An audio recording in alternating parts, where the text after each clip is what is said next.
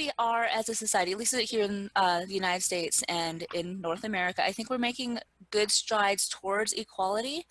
What do you guys think is the best way that we as a society can continue to make those strides? What do we need to do as people within the society, and what do we need to push for people that are more involved in laws than we are?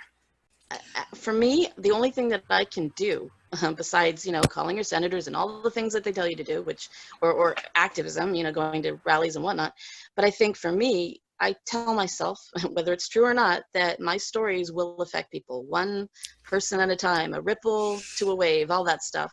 So if I present LGBT characters, or I present ideas people haven't thought of before, in a way that's entertaining as well. And, you know, there's a strong environmental message in my books, so people don't like messages in their stories. I love them as long as it's not heavy-handed, where they, you know, where people feel like they're being, you know, hit over the head.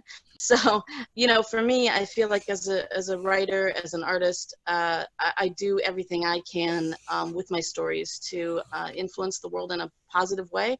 As far as anything else, you know, just trying my best with people I meet, and those ripples do become waves. I really do believe that. But also, like Katja said, humans always take forever. You make, you know, that small advance forward, you know, 4 steps forward, 5 steps back, whatever. It's a slow burning evolvement, and eventually I just pray we get there without destroying ourselves. Yeah, I think a key thing that we need to remember as people who want this equality is patience. I see a lot of incredible impatience among the feminist groups that I've left and stuff, you know, saying like, it's 2017, this is unacceptable. And I'm like, okay, but you know, people are slow. We're slow. We're like glacier-like creatures. And, you know, it's going to take, and, you know, as far as like the old guard goes or whatever, like I've been called because I go to an Anglican church as well as being pagan, and the church right now is actually considering, they're talking about doing same-sex unions in the church. They already bless them separately if they've been done elsewhere, but they're talking about doing it so that they can actually have the full wedding inside the church. Pretty much the entire church is like on board with this, but the Anglican process is very long and involved. It takes a few years, and then they have to talk about it. There's a member of the church who, you know, who's basically said, look, for me, I can't accept, you know, the idea of same-sex marriage being marriage.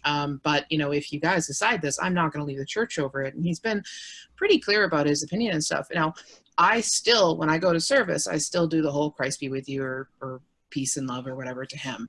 And according to some people that I've interacted with online, because I say Christ be with you or God's peace to him, I am a traitor because I am showing a man who is bigoted any sort of consideration or human decency. And, you know, the thing is, this guy's like in his 90s. There's no point in getting combative with him at all. There's no point in it. Just like there was no point in getting combative with my Oma when she could not accept my queer side. And she wasn't awful about it. She just she couldn't grok it. She couldn't figure it out. You know, and you have to be patient with people because either they're going to leave the planet soon enough or they will eventually come around. You hope. Patience is, I think, key when it comes to this stuff because it is how you actually affect change. And when you immediately write people off because they don't say exactly what you want or believe exactly how you feel they should believe, then I think it actually hurts the conversation more than helps it. You know, we need to try to be more patient and more loving and forgiving of our fellow human beings because, you know, we kind of have to share the planet together. Like it would suck if we were just constantly jumping down each other's throats. I totally agree with that in the sense that, you know, when I dive into conversations like that, my first process, I guess, is finding out if they are somebody who is just, you know, like a person who does not believe in this thing for some reason. Okay, that's fine. Maybe I can convince them, maybe I can't, either way. And then, you know, there's the jerks who want to turn this into a fight, and I'm more than willing to accommodate that. So there you go. But you can't treat both of those, you know, groups equally. You can't treat everybody who doesn't agree with you like an enemy. you know, if they want to make themselves an enemy, you know, bring it, but you can't just go in and be like, you know, nuke the whole planet and, you know, nuke them from orbit. It's the only way to be sure, kind of thing. You can't do that because, you know, there's always the chance that, you know, that person isn't going to keep that mindset forever, and you know, that's invaluable. The white boy bro flakes, you know, yeah, they get the sharp edge of my tongue every time, but they prove themselves to be that kind of person. You know, it's like you get those indicators of the people who are just not going to listen. All they're going to do is insult you, or the minority that is in question, or, you know, whatever. Yeah, those guys are going down. But the nice old lady across the street who just doesn't understand why there's so many gays, okay, sure, go on about your day. It's okay. Smile and nod. And you never know what's going to, like, plant a seed. I mean, like, about 10 years ago, I was super transphobic. And this is because I hadn't yet come to terms with the fact that I was non-binary trans. And I was really crap to people. And the thing is nobody ever jumped down my throat about it or anything. There were just some seeds that were planted through pretty subtle things. And then eventually when I came to terms with the fact that I was like, oh, hey, I used to be a really crappy person. That sucks. But, you know, I think if people had gotten really aggressive with me or combative with me, I would have stood my ground, because I'm an incredibly stubborn person. And I tend to, if somebody comes swinging at me, then I tend to immediately go, no, you move. And that's true of all humans, though. I mean, that's why we have so much trouble making headway in these conversations. Yeah. So I think it's important to sort of, like, keep that in mind, that you might plant a seed that later on will blossom into that person changing, but maybe they're just not ready to accept that. They're not ready to move on to that point yet. And everybody's at a different point in their life. Everybody's on a different place in the journey, right? So where you are, that person, even if they're the same age, they're probably, like, way back there. And you're not going to get them up here by just, you know, putting a leash on their collar and dragging. I love how much our concept of marriage and love has changed just in the last couple of generations. Like, my great-grandmother was disowned from her family because she was Catholic and she married a Protestant. And oh no. And then, like, when my father was younger, he was telling me about how when Kirk and Uhura kissed on TV, they were biracial and they kissed on TV, and, like, the world lost its mind. And then I am married to a wonderful man. I happen to be Christian, and my husband is also true. It's a pagan religion. Mm-hmm. And we had a wonderful wedding, and if I had fallen in love with a pagan woman instead, I would have had just as many people at that wedding, because I happen to live in a very open and welcoming family. And that's just in 3 generations. Like, imagine where we're going to be in a generation from now, or where our grandchildren will be. And just thinking about how much has changed in that short amount of time, I can't imagine that people really truly think that this is our last evolution. My kids don't see a lot of the things at all that, you know, we have to think about, right? They don't see it, right? They do not understand. I mean, a lot of them are like, oh, why do we still need feminism? Don't we have equal rights? I don't know. To answer your original question about that one, I don't think there's much we can do legislating anymore, right?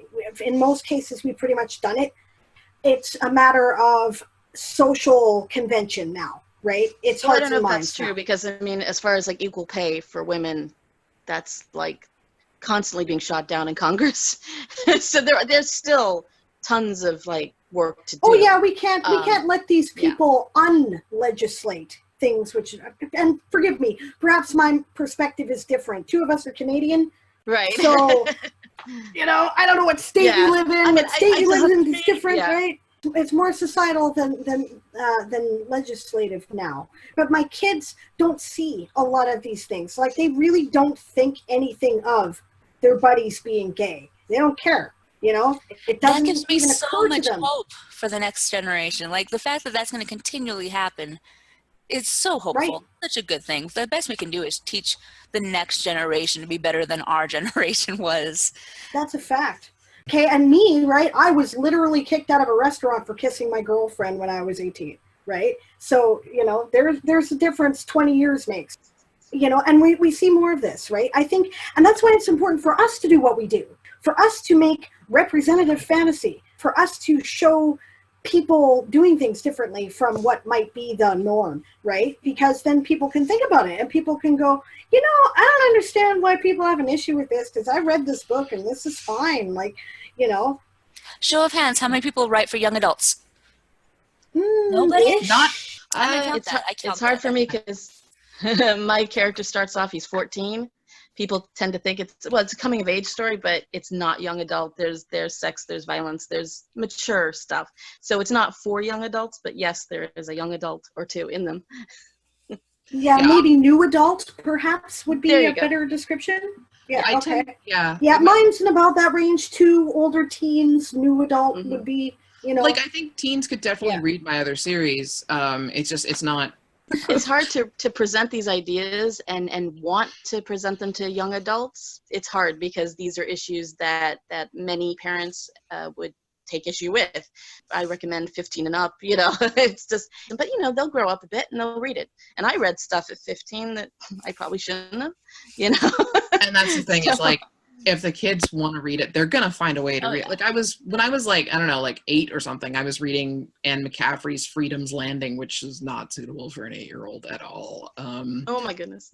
I read The Dead Zone when I was 10, and It when I was 10 as well. So young, like, kids are reading like dark stuff. It's just, as an author, you do kind of have to protect yourself too, right? Like, if somebody asks me, oh, what age is it for? I'm like, an incredibly mature 14 or, you know, 16 is safe. Because even though I think, hey, you know, it depends on the kid, and I'm sure there are kids younger than 14 who could handle my work, I'm not going to say that to like a parent and then, you know, get them really mad at me. So it's hard to walk that sort of line of going like, you know, really probably a lot of ages could read this, but I teach high school, so it's really easy for me to see if what I'm writing is appropriate for the students that I teach. But it also means that I really have a great chance at seeing how far we've come in a generation. Like, I live in probably the most rural city in the middle of nowhere, Montana, and I still have some of the most progressive students that I never saw in high school. So we've really come far, I think, as a society, but there's always more we can go. I mean, okay, one of my favorite shows that I watch with my husband is NCIS. And I mean, the demographic for NCIS is like aging people, and this like aging, like sort of more conservative people, right? But we love it because it's a character-driven police procedural type show. Now, one of the spinoffs, NCIS New Orleans, has a main character who's gay. I mean, I thought she was going to turn out to be bi, and then she said she was gay, and I was like, oh, sad face. But she's gay, and she's like kissed women on screen like multiple times. The demographic of this show is like the aging conservative set. So like, you know, that to me signals that is encouraging. So much progress. Like, and it's not the first gay character they've had on NCS. So and those are the seeds. That's the ripple. That's you know, right there. And it's up to artists, screenwriters, and authors, you know, storytellers. Yeah. Oh, and back to that thing about legislation and how we need to focus on societal revolution. I agree. One of the most powerful things my mom ever taught me when I was growing up, because my mom and my bio sire were lawyers when I was a kid. So I was raised by lawyers, which is fun, is that law follows revolution. It's never the other way around. And I see a lot of people sort of like pushing to pass laws in order to push a revolution that hasn't really happened yet. And I'm like, it doesn't work that way. Like the reason in 2005 Canada made same-sex marriage, you know, just marriage, is because Canada was ready, socially ready. The majority of Canada was socially ready for that to happen. If we hadn't been, it wouldn't have become a law, because the law has to follow the social revolution, the revolution in the heart. But that's the thing she taught me, and it's really informed how I approach stuff. I like that, law follows revolution. I'm gonna make a poster that says that and put it in my classroom. I like that too. I do. Right? But I think I'd like to make the point that none of what we're doing is new. Every generation thinks it invented sex. Nobody ever did this way before. We're all so original and new. No, honey, it's been going on since there were people and since they were having sex. None of this is new, right? People who've been pushing the boundaries of what is considered appropriate for gender go back as long as there's been recorded history. The earliest example I can think of is the Pharaoh Hatshepsut. Look it up. Like, it's always been there. There have always been women who have dressed as men to go to war. There have always been people who have been gender non-conforming in different ways. Always been there. And people have always been writing about it. This is the other thing. None of the stuff that we're writing about is new. Perhaps it's unprecedented that we're doing so much of it. But you go back, I've been reading a lot of classic science fiction lately. I'm doing this sci-fi masterworks, SF masterworks list as a book club where I've been reading everything they've published, one a month. And you go back to the 60s and the 70s, and there's all kinds of stuff about genderqueer characters and, you know, bisexual and gay characters and various non-conforming. Someone pointed out to me recently, I'm reading a biography of Anne McCaffrey. Remind you, her books were written in the 70s, and green and blue riders are all male. They're gay. Like, and that was just normal in her book, all right? Like, you know, this has been going on for a long time. We're not that original as far as that goes, but maybe we're getting more attention because more of the culture, like you say, Katja, are ready. Even before recorded history, if you're looking at First Nations cultures, because I have my degree in First Nation studies, and part of my final stuff in one of my last classes was putting together a skit based off an old myth. You know, the girl who went to war, basically, the girl who like walked like a man.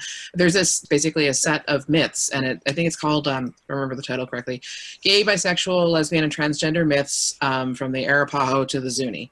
And it's just a whole bunch of different myths from different tribes all over North America. You know, LGBT, you know, identities have existed in First Nations groups since time immemorial. You know, there's one where a lizard and coyote, it uses very graphic language, and they have some sex. It's gay sex. It's very gay. And it's just like, I'm reading this going like, whoa. I feel like I was reading like some steamy erotica, right? And I'm reading this for class, and I'm like, okay. So, you know, and it's like, yeah, it's always been there. People don't always realize what's there until like it suddenly, we reach a critical mass of stuff. There's a book that's a collection of stories about being non-binary, and the stories date back, you know, it's all from people, contemporary people, and the stories date back decades, like back to the 40s and 50s, like, you know, talking about living non-binary back then. We're not original. We're not new. My story is not original. It is definitely cribbed from many sources, including Princess Bride, because Princess Bride is awesome. I think sometimes I run into people who think that they're treading, like that they're trailblazers, who think that they're breaking new ground. And these people tend to be in like their early 20s. They're like, yeah, this is like new ground, I'm trailblazing. I'm like, no, you're not. You're really not. I was doing that 10 years ago. Like, you know, my mom was doing it 40 years ago when she was 30. Like, I think the thing is to try to make it your own original voice, even if it's a story that's been told a million times, or a concept that, you know, we're talking about gender stuff. As long as it's in your own voice and told in your own way, and maybe coming at it from a different perspective than somebody else has done. But humanity has been saying, you know, it's the hero with the many faces. You know, it's we are just retelling the same things in different ways over and over again, because humanity is stupid and slow and needs to be retold these things over and over. And then we find it in our own ways, and we grow from it. Or there's a common human experience, right? And we want stories that speak to the human experience. What is it? There's like 6 great plots, something like that. That's it? Six great right? Plots, apparently. And everything's a variation on those themes. And yes, it is. I think that a big significant part of that is you can tell somebody the same thing over and over and over again. And if you rephrase it, it might make sense to them that way. So it's, you know, we don't have to be completely original. We just have to be original in the way that we tell them this. You know, we're presenting another voice in this cacophony of, you know, this message, and maybe our voice is the one that's going to get through to somebody and, you know, have them do the light bulb moment. I love the light bulb moment. I love it when you can see the light bulb moment. It's like, that's kind of like my whole goal as an author, is to just, I want to be somebody's light bulb moment. Just somebody. Doesn't have to be a lot of people or anything, just somebody's light bulb moment. Yeah, that's my goal too, is if I can change just like one mind with my fiction, then I've succeeded. Actually, money would be nice too, so everybody I'm buy with my you. books. Money would be good. Yes. Because I Cherry on unfortunately still top. live in a capitalist society and need to pay for things like, Yeah, for the reason Totally that I'm agree. poor, and if you want me to keep writing, I have to make at least some money at it, because otherwise I have to get a full-time job. So, and then there'd be no writing. but I yeah, think my one goal as an likewise. author would be to make a role model that one kid didn't have before. That's always been looking for that role model and they can't find it. And that's why I made Kaya. She's the role model I wanted as a kid. This feels like a lull in the conversation. Let's bring it to discussing author issues. Now, what do I mean by that? I mean things like, okay, so there's a belief that female authors are not as respected as male authors, gender non-binary or non-conforming authors. I don't even know, right? But there's this theory, right? And in some cases, we're told things like you should write with your pen name using initials so that people are unaware that you're female. Now, how do you guys feel about that? Do you find this to be a thing? Do you find that your gender makes a difference in how you are perceived and presented? Yes, 100%, and I don't care. I have a friend or two who have on purpose done the initials thing because, and they write fantasy, sci-fi, because they felt they would be taken more seriously. And I know, J.K. Rowling did this. And to some degree, we're still living in that world. But I felt like I'm not doing that. First of all, my name's hard and weird as it is for people to process, but I just don't care. I've been used to that my whole life, and I just felt like I want people to know I wrote this. I haven't seen anyone be weird about it or feel weird about it or treat me any differently or anything. So I don't think we really need to do that anymore, honestly. I think we should all be just who we want to be, who we want to present ourselves as authors, and just be it. But it's still an issue, but I just haven't had any problem with it. it's kind of flip-flop on it. I've got Katja Van Loon is sort of my name. It's my actual name, but it's also the name I'm like publishing. Like some of my weird experimental crap is going underneath Katja Van Loon. It's the stuff where I don't adhere to tropes or writing to market or anything like that. Then I have a list of pen names for different genres that I haven't yet broken into, but I'm planning on it at some point. And yeah, some of them have initials and are more male. One of them is even a male name. It's sort of partially an experiment for me, and also partially just like, well, I want to keep the, trying to separate myself from these pen names as much as possible. I find like when it comes to like, do people actually still act this way? Do people still like, judge female authors, go, oh, well, it's a very female book and I didn't like it because of that. Well, okay, like sometimes I think, no, of course they don't, because like, okay, look, my husband, avid reader, reads lots of sci-fi fantasy, is constantly recommending things like Laurel K. Hamilton or Tanya Huff or whatever else to me, like, here, read these authors, I really like them. He just has like no judgments on that sort of, he just cares about the story. That's literally all he cares about. He's like, I want it to be a good story. I don't care otherwise. Like, I will read anything.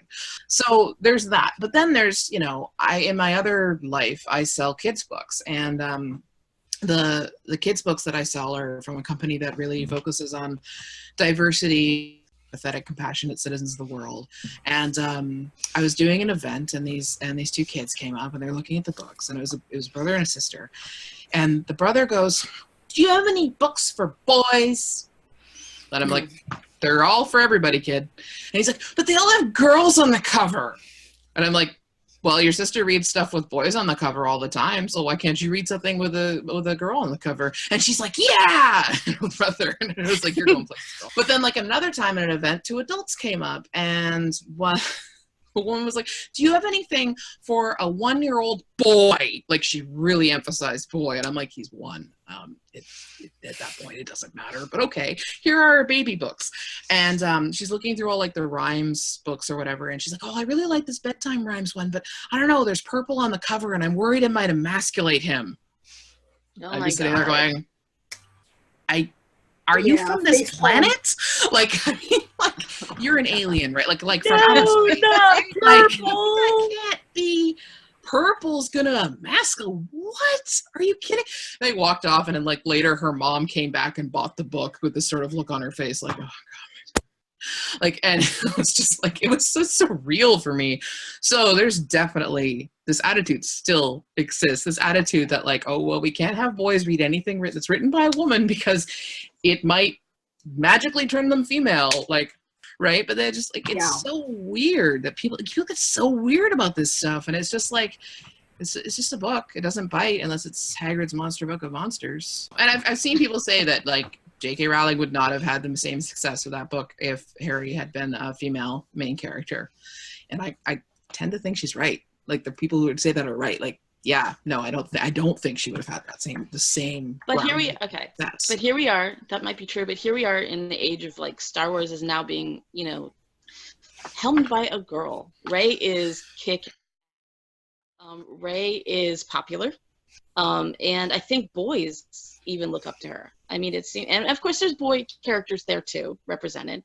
You have to have that. But I mean, I think that it's slightly changing. I mean, again, it's the little tiny things, the little tiny ripples, the seeds. But I think that there will be a time where parents won't be as weird about that. I hope so. I mean, I also hope that we move away from Mary suing up the female characters that we have lead our stuff, because I went to go see The Force Awakens and okay, it was very Star Wars, but Rey annoyed me because she was perfect in everything. I have no interest in Rey at all. I do not give a shit about this character. I'm sorry. I do not care. Like, right? She has like no flaws. Wooden. She's perfect in every way. She's completely wooden. Like, and everybody's like, oh my God, Rey, and I'm like, she's not okay. You watch the first Star Wars movie, like the first one, A New Hope. Luke, our main character, is whiny. He's so full of flaws. They're just spilling out of him. He's got so many problems, more issues than Vogue, okay? And then you watch Force Awakens and Rey is like this special Uber child who can pilot the Millennium Falcon through a crashed Star Destroyer. What? Right? Agreeing with you completely, right? From another perspective. So 1977, right? This is when Star Wars came out. I was 2 years old. I remember seeing this in the theater. And I was like, Princess Leia is so cool! Right? She ran the show. She was smarter than everybody else. Everyone was taking orders from her. She was quite capable with a blaster. Thank you very much. You know, what's wrong with this is fine. And the thing is with like the original Star Wars trilogy is you had 3 main characters. There wasn't like just one and then this, like they were 3 main characters. They were a golden trio and, you know, they each brought something to the table. The show, like it would not have worked without those 3 characters being the central focus. When I watched Force Awakens, I really felt like it was just Rey. Rey was the only one that mattered and everybody else was supporting cast. And Finn was like this bumbling idiot who couldn't do anything. And I'm like, I get it, he's a stormtrooper, but I mean, come on, like this is the limit, right? Limit. Despite not liking it, I liked it a lot. But just despite the whatever flaws you thought it had or whatever, my point was that I think boys could look at her and think she's awesome. And now it does bring up what would have happened if they had written it like Luke, like she was a whiny brat who just wanted to get some power converters and blah blah blah. What would have happened? I bet you anything, especially men, would have hated her. Well, see, that is part of the problem. Is I think we keep on writing these Mary Sue characters because it's not safe to have an unlikable female character, you know. And the thing is that we need to have a more variety of female characters because otherwise you have one main female character and she has to be the be all end all of everything. Like I've seen so many complaints about Black Widow in the Avengers films because she doesn't adhere to whatever certain things, and it's like, okay, but she's literally like the only like more realistic main female character in there, and people want her to be perfect because she's it. And we did just watch Wonder Woman drag DC out of the dirt. Like Wonder Woman, Wonder Woman brought that. And don't tell me guys didn't like it. They must have loved it. To be fair, she's not a Mary Sue. No. She's completely naive about the world. She is self-righteous. She thinks she's got it all figured out. Society is a big shock to her. You know, she has to recognize the strength of the people around her. She's not a Mary Sue. Just because she's a butt kicker, sorry. I was going to say something else, but we're trying to PG here. You know, like, but she has personal flaws. And she overtook Deadpool in the box office. So, like, we have to be living in a society that is at least willing to watch a female character on. Yeah, and I'm sure young men and boys actually did go to see it and enjoyed it. and probably Yeah. looked up to her to some degree. But she is sexualized. That well, is true. I don't see that in the movie. I will say that has been true of the character off and on throughout history, but I didn't see her as sexualized in the movie at all. I loved that while highly stylized, like obviously highly stylized, the armor in Wonder Woman was obviously based off of functional armor. And that is incredibly rare in fantasy, especially like if you play video games, which is basically all I do if I'm not teaching. So the higher a female character gets in a video game, the less armor she has on. And it's crazy. But that was functional armor that was then stylized. And that was really exciting to me. Like, I can't even begin to tell you how exciting that was to me. I actually saw somebody complaining that Wonder Woman was wearing a skirt and it wasn't practical, and it was so sexualizing her. And I'm like, have you seen the hoplite skirts? Like, that's what it's based on. Exactly. Greek. Exactly. It's a hoplite skirt. That is what they wore. Right? And that's like, I don't know. I mean, I think people do tend to forget that, Wonder Woman was created because the guy who created her liked to be tied up and dominated by women, and he wanted to inspire more women to be like the women that he liked to have sex with. So, like, which is fine. Like, I don't have a problem with that. This Whatever. is news Cool. to me, but that's like, cool. He was really into the being dominated thing, and that's why he wrote Wonder Woman that way, was because it was his fetish. That was his fetish. And like, isn't there like a show that just came out for that too? Like I have no Professor idea something if and the Wonder Woman. Professor somebody in the, about? yeah. But like with any other comics, it has evolved with our culture so that is no longer her main purpose in this movie.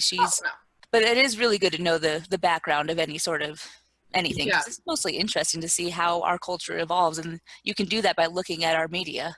I saw a lot of people jumping to say that she had been sexualized, but I see that happening a lot when just any female character shows any sort of sexuality whatsoever, that she's been sexualized. And I see people say this about, real life women, because I'm friends with the burlesque troupe here, and that's but there have been people arguing, oh, they're just sex objects. And it's like, well, no, they're actually sex subjects, because it's very personal art piece that involves sexuality that they have created from their own lives and stuff. So they're actually the subjects of their own sexuality when it comes to burlesque.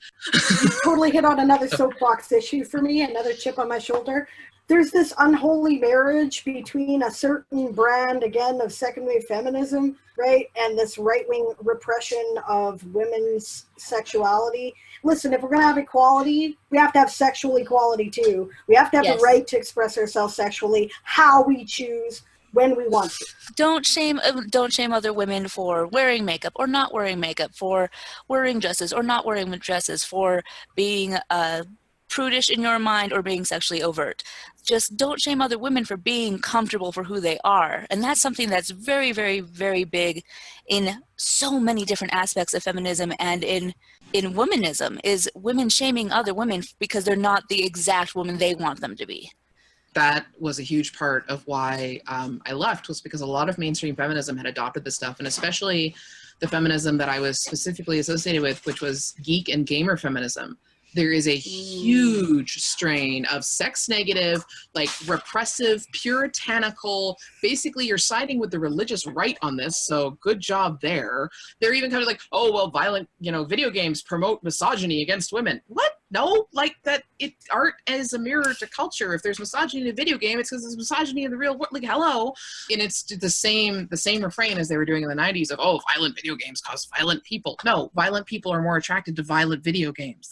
They actually did the study on this, but it means that gamers have been like vilified, and, we're all apparently misogynistic white men, I guess that's what I am now. I don't know. So, and now, yeah, and all of that's nonsense, of course. Right? Like, the latest narrative is like gamers are all Nazis. Like, what? I was going to say that I love video games and I love wearing makeup. I think that I look beautiful and that gives me a sense of power. My husband prefers it when I don't wear makeup, but that's for me. And I love my husband. I'm cisgender and so is he, and we're both hetero, and I love swordplay. And that doesn't make me any less or any more of a woman than anybody else that's in this group. And I think that that's something that needs to be in the forefront of so many people's minds, that nothing about what we love or what we are makes us better or worse than what you love or what you are. there's like a purity culture almost with it. Like you have to meet these certain purity tests to be like a good card carrying feminist or social justice activist or whatever. And if you don't hit these certain purity tests, well, then you don't get to be part of our special club where we're going to treat you like crap anyway. So like I've gotten it with the veiling thing. One half, it seems to be like, yeah, you do you. And the other half is like, oh my God, you're oppressing yourself. I'm like, how would you even do that? What? There seems to be this machinery. It takes machinery to oppress yourself. It's we're going to do the hydraulic press of Katja now. But like, there's this idea that like, if you put on the veil, then you're, you know, submitting to patriarchal blurdy blur. Like, it's a scarf, okay? The total, okay, this is the mind-blowing moment for me, right? I'm like, I cannot believe people's craziness and hypocrisy. When I read a story about, it's a French beach, and cops went up and ripped the veil off of some Muslim woman because that was oppressive. It was the burqa. Okay. Yeah. Forcing them to wear anything or not wear what they want to wear is oppressive.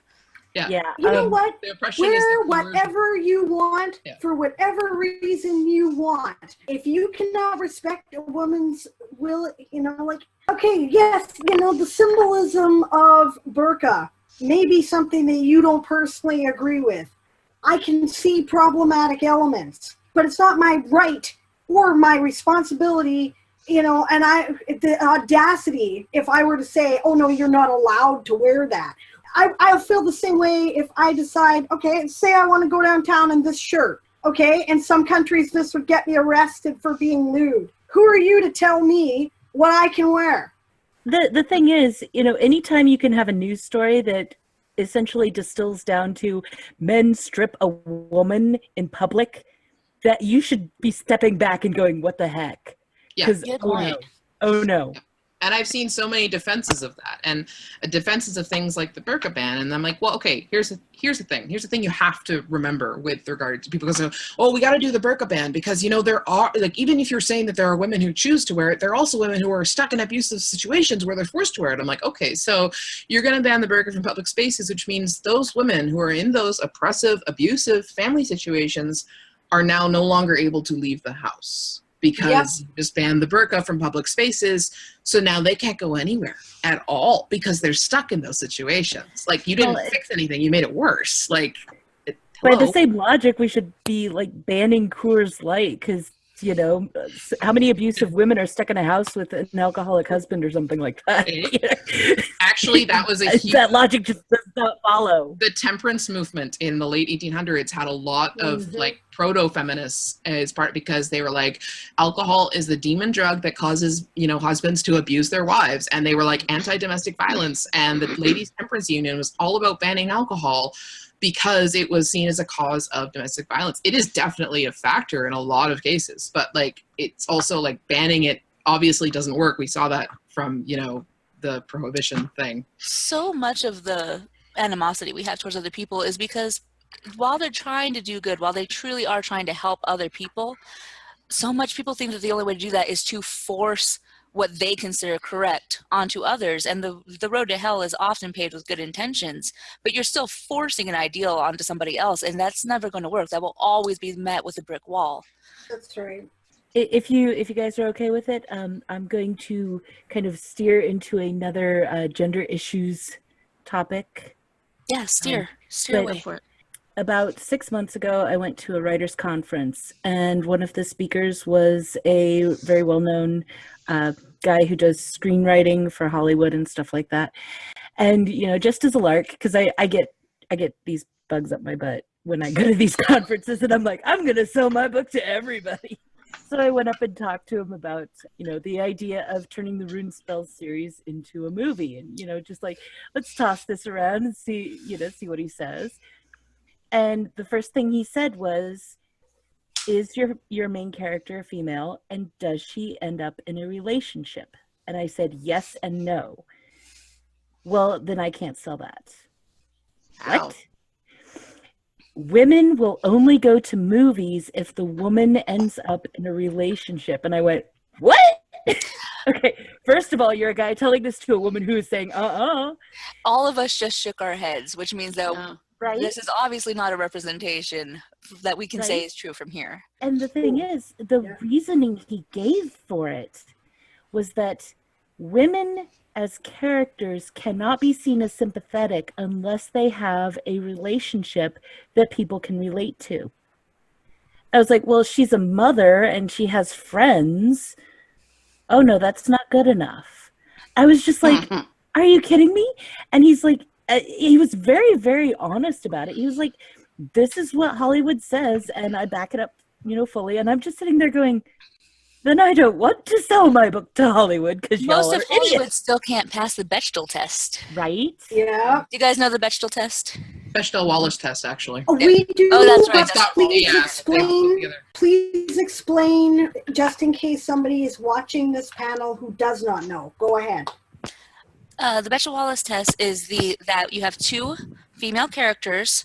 They are supposed to be named, and they have to have a conversation about something other than a man. It's a very simple sounding test that so few movies are able to pass. Two named female characters that talk about something other than a man. It's also complicated to define. Like, I've seen, like, your definition of what that is too might vary, because I've seen arguments where, oh, they don't pass the Bechdel test, but I'm like, I don't know, I kind of think they do, because even though the conversation involved a man, it wasn't about him. Like, it was a relationship with him. That makes sense. I do think it should be more specific about, like, it has to be, like, primarily about the males, like the male that they're talking about, and preferably there has to be some sort of relationship stuff in there, but maybe not. But there have been a lot of things I've watched where, two named female characters have had a conversation, and okay, a man was mentioned, but it was not about him at all. It was about all this other stuff that he's tangentially related to. But yeah, otherwise it's a really good thing to just watch, just to judge the female presence in a story. Connected to Sarah's point, which also brings it back to the conversation we were previously having, right? When I asked the question, do you find that there's like issues depending on how you're perceived as an author based on your gender? The studies indicate, now I did some reading on this, right? Studies indicate that readers do not care what gender you are when they are reading your story. They do not care, but publishers do. If you present yourself under a female name, you are more likely to get the girly treatment with the way your book is presented, right? This is not an issue for indie authors, fortunately. But if you go with the publisher, they may be more likely to present all girly-fied stuff on your cover instead of and to aim for, oh yes, we're aiming for a feminine audience and whatever, right? And it's just a difference of marketing, and it's so those books that are marketed that way are not taken as seriously, regardless of what's inside of them.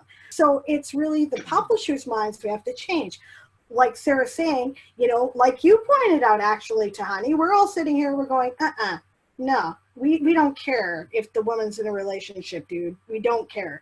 And she's like, oh yeah, but this guy was absolutely convinced, and this is apparently what Hollywood believes, so they're going to continue to market everything like that. Right? Like I've got another book I'm writing, hard science fiction, where I'm deliberately making sure that the female main character is not in a relationship of any kind. The basic relationship is with her friend, and that's weird. The only time that bit about like, oh, she needs to end a relationship should be true is if it's a romantic comedy, because that's the entire purpose of that plot, is that the people get together. Or if it's a romance, and like if you're talking about like a romance book, romance probably needs a romance in it.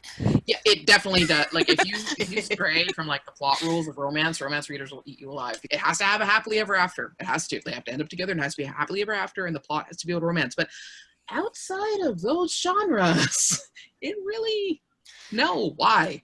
The entire reason that's still a thing is because there are years and years of evidence or of data that show that books written by men sell. Because there was years and years of data where only men were writing books. Of course, 100% of them are going to be male authors. And that's still data that's been carried on for so many generations. And people are like, well, yeah, because only males can sell books. Because for so long, only males could sell books. It's a catch-22. It's incredibly hard to break out of that stereotype if we're not given the chance to break out of that stereotype. It's a fact. Anne McCaffrey, right? Like I said, I've just been reading a biography on Anne McCaffrey. You guys all know who Anne McCaffrey is, right? Okay. For those who do not know, Anne McCaffrey is a science fiction writer who wrote things in many cases, like her excellent Pern books, as if they were fantasy. Like they had to feel like fantasy, but everything happened for a scientific reason, right? So science fantasy, in many ways, you could even call it. Right? She was very adamant that she was a science fiction writer. Her book, The White Dragon, which is the third book in the Dragon Riders trilogy, the original trilogy of the series, was one of the first fully science fiction books to be on the mainstream New York Times bestseller list. Now, when she started writing, she was one of the first big authors to use a feminine name. There had been other authors before her who were women and who had written significant science fiction things, right? James Tiptree Jr. is a woman. Her name was Alice Walker. Andre Norton legally changed her name to Andre, whatever her first name was, Norton, because she ran in the publishing issue. She wrote Sword and Sorcery science fantasies. C.J. Cherry, a lesbian woman, as a matter of fact. So they've been around, but she was one of the first ones who stepped out there and said, yeah, I'm writing science fiction, and my name is Anne. And it was weird. Right? And everyone said, oh, women, women can't write science fiction. Nobody wants to read science fiction written by women, except that she made the mainstream New York Times bestseller list, not just science fiction. So, and these things keep happening. These things keep happening where this assumption is proven wrong, but nobody talks about it. It's always treated like, oh, it's the exception, right? You're allowed to have one female fantasy science fiction writer. We've decided in this generation it's Ursula Le Guin. You're allowed to like Ursula Le Guin if you're into literary science fiction. That's okay. But other women, aren't taken as seriously, right? Lois McMaster-Bujold is writes some of the best space opera and military science fiction. That, it's out there. Like it's some of the best stuff. And nobody, she's one. She's allowed to be one. We're still trying to convince schools and colleges that girls are just as capable of being scientists and mathematicians, though. Right. It's got to be a basis off of that if they can't learn science, there's no way they could write science or whatever. It's got to be something attached to that stigma that's still around for goddess only knows why. That hadn't occurred to me, but you've got a point there. I see what you're saying. Yeah. It's funny because I actually have I do have a bias when it comes, as a reader, I have a bias against male authors. Like I'm cagey about male authors. I'll say that. I will try them, but very often I'll be reading a male author and I'll be like, dude, that's not how women think. Like, just my husband loves The Song of Ice and Fire, right? And we were watching the Game of Thrones show for a while until we rage quit for various reasons. But I haven't read the books, and at some point I ended up reading like a small portion from one of the books, and it was from Khaleesi's point of view, and I was just like, she was thinking about her breasts so much, and I was just like, okay. I remember that scene, and I'm like, what is happening? But not this way. Like, I mean, okay, I have a character who thinks about her breasts because she's riding a horse, and she's like, it feels like my tits are gonna fall off, and like that's something that also is not brought up in fantasy very often. Right? This is why we need real armor. Yeah. But like the way Khaleesi was like, oh, and her small breasts moved in her vest. And I'm like, this is not how women think, George. And so whenever he's like, oh, challenge, read only women. I'm like, that's not a challenge for me. How about I challenge myself to read more men? Because I don't want to most of the time. Because you guys don't know how to write women. I was just thinking about this the other day.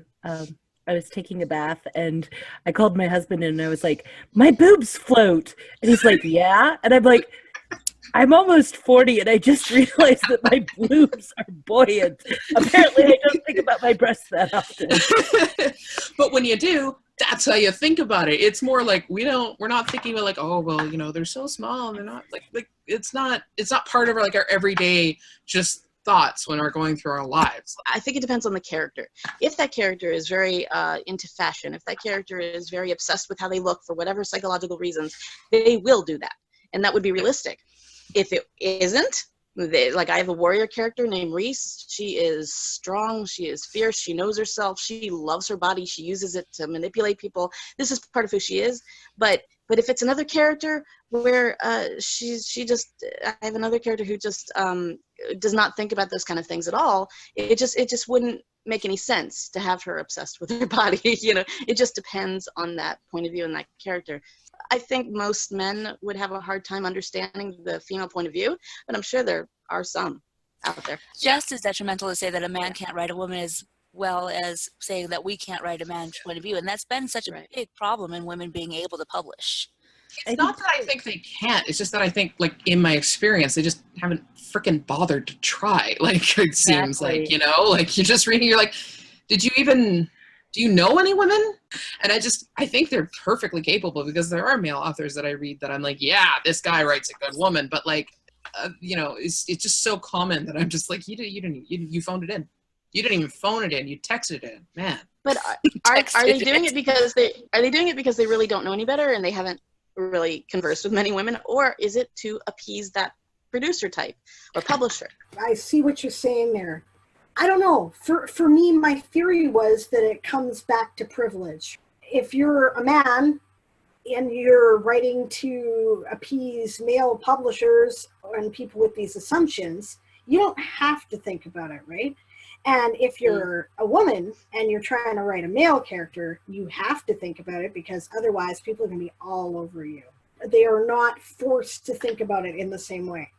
And maybe they should be. And actually, you know what? That's probably not true, because here we are, we're having this conversation, right? We're going, yeah, you know, guys, like, if you're writing female characters, step up to the plate and ask some questions, you know? I have to ask questions. I think that being demi-gender, I write men fairly well, but there's stuff about the male experience of growing up that I don't know. And I had to ask these questions. Stuff like, do you guys know that how men show affection? The best friends are the ones who are insulting each other and calling each other terrible things. Because the way our culture works, if you're male and you're saying these things to each other and you haven't killed each other yet, obviously you must be good friends. Nobody talks to me like that. And if they do, I don't stay. There was a really good Reddit conversation about that and why it's like that my husband linked to me so that I could sort of better understand, because we're sort of always, we all have walls, and guys are always sort of like throwing, like, you know, a bouncy ball at the friend's wall with those insults. And then it's, if they react differently, we go, oh, okay, your walls are down, I'll stop doing that. Like, if this is too fresh and too soon for you, I will stop. But you know, because I guess there's not that same experience for a lot of women, it's this sort of constant testing to see where they're out, as well as being just like how they relate is. It's the sports kind of military mindset that a lot of boys are raised with from early on. They have to bully each other. They have to prove they're manly. If they don't, ooh, you're gay or who knows what, and they get picked on. And I've heard enough horror stories from my husband. Yeah, I mean, it's what they grew up with. And if they can do that with their friends and still be friends, then bond for life, right?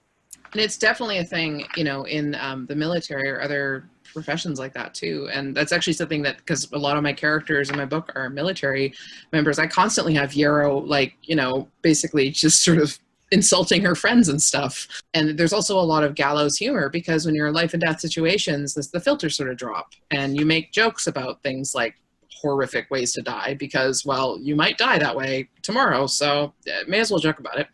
And, you know, you insult each other because you may die tomorrow, so being too like real about things and saying like, no man, I really love you, and like, you know, being being that open and vulnerable is just like, it's not practical. Not on the battlefield. They can't. Right, exactly. Yeah. But boys are often raised in society like there's a battlefield. And that is something that's hard for a lot of women to relate to. We're mean to each other. The way we're mean to each other is lethal, though. Yes, yes. But it's usually mental, although I did get into a pushing fight once. But it's usually not that military tough routine that the boys grew up with.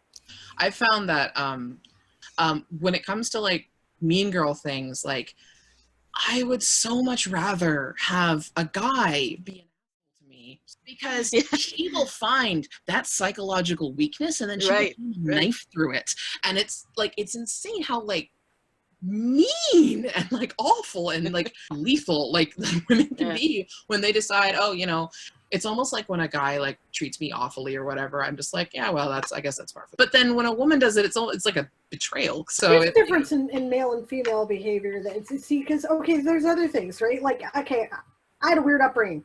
I don't know if it's CPTSD or if I'm slightly autistic, but there are elements about normal behavior that people pick up by osmosis that I never got, right? Like, I just, over my head, I don't understand it at all. One of those things, in a group of women, the person who suggests, well, let's go do this, they're not in charge. They were the person who was manipulated by the person who was in charge to say whatever it was that they thought the group think should be. And I don't get this, right? Like, I've been in so many groups where I'm like, you know, because I had a lot of male friends growing up. So for me, when it came time to do something, I was like, let's go do it, right? And the guy who says, let's go do it, he's in charge. Because it was his idea and he said, let's go do it. And everyone else said, okay, which meant they were taking his direction. Women don't do that. Women are like, we're going to pretend that, you know, we're making you question because, you know, and I hate that, right? I don't function in that. I actually am very, very, very lucky that I have a group of women who are my very good friends, but also author friends, and we call ourselves the Indie Fabs. It's a thing. We actually have an event going on right now Nice. for the Indie Author Day. They are amazing. They're like rare gems in the indie author world and in the world, because there's no animosity, there's no backstabbing, but they're very supportive. They're very honest. They tell me what they think. I mean, they don't two-face, none of that stuff. There's little arguments that we have, little, you know, what did you mean? Especially on the internet, it's hard to always get across what you're trying to say. But they're just amazing women. All these women, just amazing authors in their own right, and they don't do that. And I just feel like unless we hit a curve somewhere, but we've been very close friends for about a year and a half, something like that now. And it's just been amazing. It's so great to have a close-knit group of women writers who not only understand what it's like to be a woman writer, which is like, wow, you know, hard to find in the first place, but not any of that backstabbing. So it is out there. It's really rare. You know, a lot of that is because that's what women are socialized to do. Right. You know, we are socialized to see each other as the enemy. We are socialized, you know, we're not socialized to throw a punch. We're socialized to rip somebody's soul out with our words and beat it against the floor for a while. You know, that is literally what we are told how to behave. That is the appropriate way for us to interact with each other. Actually, quite amazing how many women, at least I have met in my life, who have managed to get past it. You know, most of that, if not all of it. That's the way we're taught. That's how I have to interact with my mother, because she will not interact any other way. I actually refer to her as the Virgo card, because anytime I don't want to make a decision, I call the Virgo card. She's a Virgo. Because she'll do the thing where she goes, well, where do you want to go for lunch? No, I'm not falling into that trap, because anything I say will be wrong, because she already has an idea of what she wants. Yeah, I'm a Virgo, and I totally approve that. I think a lot of the queen bee syndrome, which I think this is what this is called, it comes because there have always been more women in the world than positions for women to hold. There's always been more women than men, so you have to like gnaw out another woman in order to be the wife. And now there's only so many women in so many CEO positions, and you've got to knock down another woman if you want to be that woman that gets the higher position. There is more room for enemies than there is for friendships if you want to be the queen bee. I've seen this manifest in a way in social situations where somebody wants a queen bee position, will get it by virtue of being like one of the guys. This one person in a group was just like constantly cutting down anybody else female in the group and constantly agreeing with what the guys said. And she was doing it to try and like get herself status, because she saw the dudes in the group as being naturally higher status than the rest of us. And so she spent the entire time we were all together just undercutting every single woman or person socially classed as woman in the group so that she could get that queen bee status. And I've seen this happen other times where it's being, and I've seen it happen with guys reinforcing it, going like, oh, you're not like other girls. You're like one of the guys. Like, cool. Which is just thanks. reinforcing that women are inferior somehow. If you're not like other girls, but you're one of the guys and that's somehow better, that still reinforces the stereotype that women are inferior. Yeah, exactly. I've seen that too, but in office situations, when I worked in the office, it's mostly been the girls flirting with the boss. We had a female boss, and there's still the suck up that goes on, but then we had a male boss after that and flirting with him like crazy, and it works. The boss, even if he doesn't go to bed with them, loves the attention, loves it, soaks it up. And it's just, we've definitely been conditioned to do that, backstabbing and doing whatever we can to move up. I stayed out of all of it, and I got laid off. There you go. The flirting thing in particular in theater, there was definitely a casting couch in regards to you would get the role if the male director found you attractive. So if you happen to be the type of fat girl that he found attractive, then you get a role. But if you were like me and a death fatty, then he just, no, you would never get the role that you were meant for, because he would always cast the skinnier people. And he never actually had to go to bed with any of these people. It was very much based on who do I find attractive and who is pleasant in the way that I like. Okay, so the stuff that I write tends to be a lot like the stuff that I read. I like intelligent action adventure stuff. I love Patrick O'Brian, which I understand is otherwise read by old men. I don't care. I love it. I love space opera. I love Dune. I want tales of daring do, and I want brave heroes, male or female or gender non-conforming, I don't care, who are willing to challenge the odds. So I write about this stuff, right? I write about war.